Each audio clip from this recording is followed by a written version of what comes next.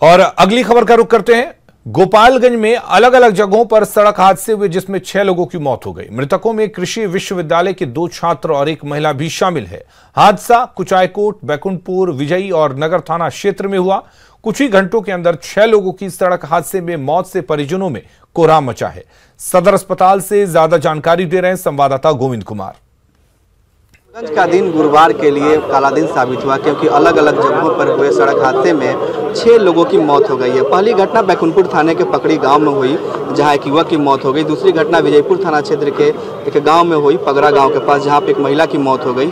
और तीसरी जो घटना है वो कुचायकोट थाने के बेलबनवा के पास हुई जहाँ बाइक सवार 2 छात्रों की मौत हो गई। और चौथी घटना भी सासामूसा में ही हुई जो कुचायकोट थाना क्षेत्र का इलाका है जहाँ एक बुजुर्ग साइकिल सवार की मौत हो गई। उसके बाद जो है नगर थाना क्षेत्र के न्यू बाईपास है वहाँ एक ये अपने खेत में 2000 मछलियां पाल के हर 6 महीने में 3 लाख तक कमा रहे हैं। आपको भी ये करना है, इनसे सीखना है तो फ्रीडम ऐप को अभी डाउनलोड कीजिए। युवक की मौत हो गई तो कुल मिलाकर देखें तो कुल 6 लोगों की पिछले 24 घंटे के अंदर सड़क हादसे में मौत हो गई। और इन हादसों की वजह जो है वो वाहनों की रफ्तार और यातायात नियमों का पालन नहीं करना बताया जा रहा है। एक जो छात्र हैं जो हजियापुर के रहने वाले, उनकी मौत हुई है और उनके कुछ परिवार के सदस्य भी हैं। क्योंकि आपके परिवार में मौत हुई है? ये मेरा भतीजा लगता है। क्या नाम है उनका? छोटन, ये ऐसे यश नाम था। छोटन हम लोग कहते थे।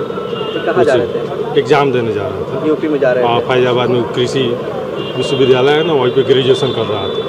उसमें किसी गाड़ी की टक्कर हुई? अब ये तो वहाँ हम लोग भी तो यही गोपालगंज दुर्घटना में ही मौत हुई है। ये परिवार के एक छात्र के सदस्य हैं जिनके परिवार में एक छात्र की मौत हुई। तो कुल मिलाकर देखें तो कुल 6 लोगों की मौत हुई है जिसमें एक महिला है और 5 पुरुष हैं जिनकी मौत हुई। इनमें 2 छात्र भी शामिल हैं। गोविंद कुमार, न्यूज़ 18, गोपालगंज। खेतीबाड़ी में आधुनिक मशीनों का इस्तेमाल बढ़ने से खेत खलिहानों की तस्वीरें अब बदलने लगी हैं। बताया जा रहा है कि कृषि यंत्र की मदद से किसान आत्मनिर्भर हो रहे हैं। वहीं फसल की कटाई और भी आसान हो गई है। पैसे की बचत भी काफी हो रही है। देखिए ये रिपोर्ट।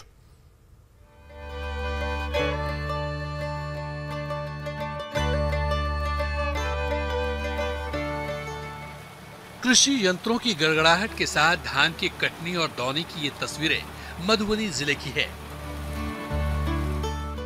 मशीनों की मदद से अनाज तैयार करने का काम जोर शोर से जारी है। खेत खलिहानों में खुशहाली और सुकून दिख रही है क्योंकि कृषि यंत्रों ने धान की कटाई और दौनी का काम बहुत आसान कर दिया है।